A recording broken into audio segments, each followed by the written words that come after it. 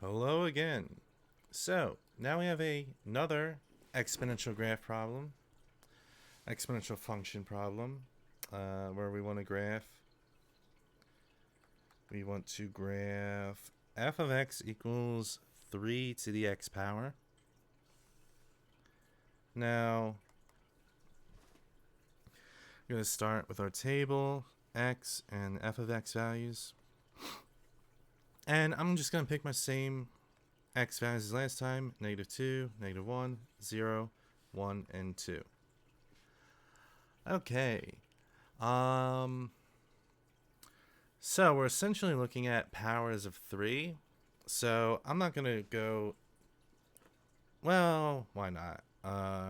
Start out with f of -2, which is 3 to the -2 power, which is 1 over 3 squared, which is 1 over 9.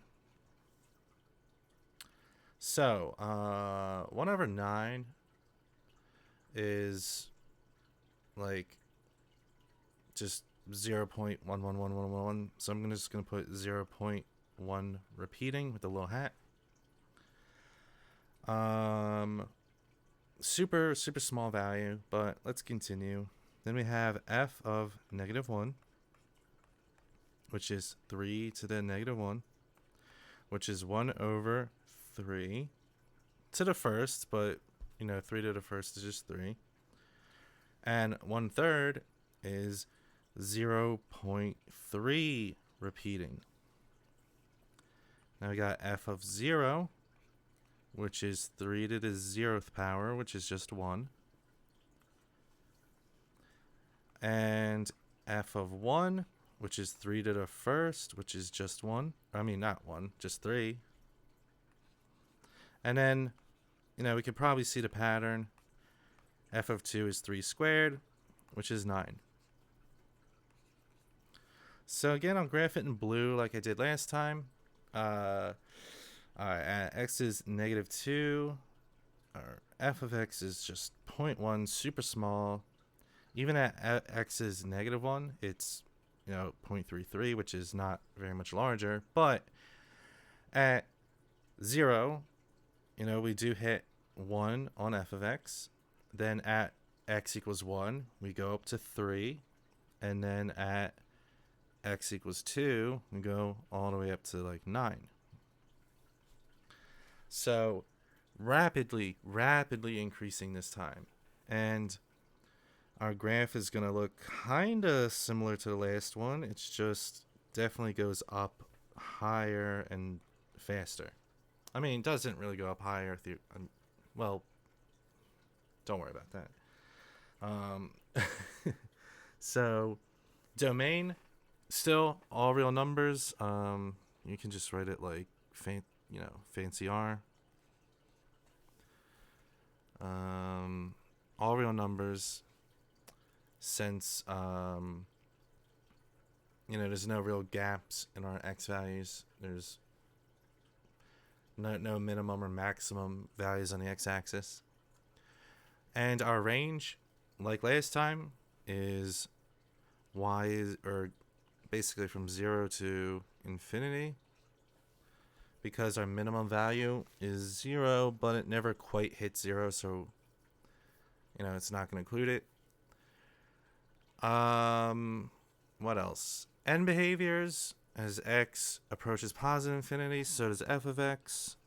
And as x approaches negative infinity, f of x approaches 0, just like last time. Same y-intercept. And same asymptote.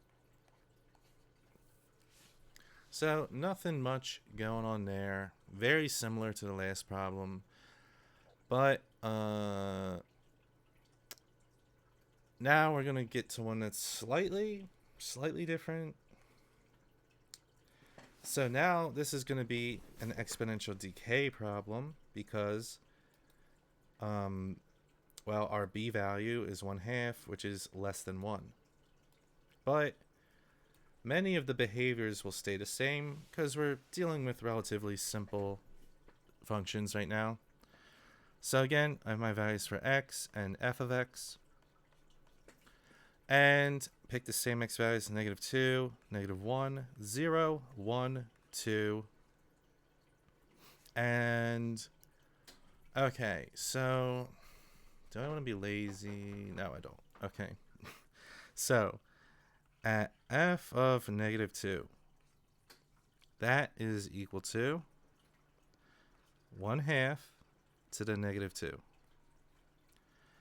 Now, there's a couple ways of thinking about this. I guess, yeah, I'll write it like this. You can distribute the exponent to each value in a fraction. So it's 1 to the -2, 2 to the -2. And if you have those negative exponents, you put them on opposite sides of the fraction. So I have 2 to the second power over 1 to the second power. 2 to the second power is 4. 1 to the second power is 1. So we're just left with 4. So x is -2. F of x is 4. Well, that's cool. What about when x is -1? All right. So f of -1. Well, it's going to be a similar idea. Now, I guess I'll show the other way you could think about it with a negative exponent is what I could literally do is, negative exponent, you put it on the opposite side of a fraction. So I could say this is 1 over 1/2 to the first power. Maybe less intuitive, I guess, but still gets you the same answer. 1 over, well, 1/2 to the first power is 1/2, and 1 over 1/2 is 2. And anything to the 0th power will be 1. To the first power, I'm going to get lazier. All right, so 1/2 to the first power is simply 1/2, or 0.5. And then 1/2 to the second power is 1/4, or 0.25. So it's literally as if we took the very first graph we covered, 2 to the x power, and you just took the f of x values and reflected them over 0, 1. So let's graph this out in blue. -2 gives us a f of x value of 4. So 1, 2, 3, 4. -1 has an f of x value of 2.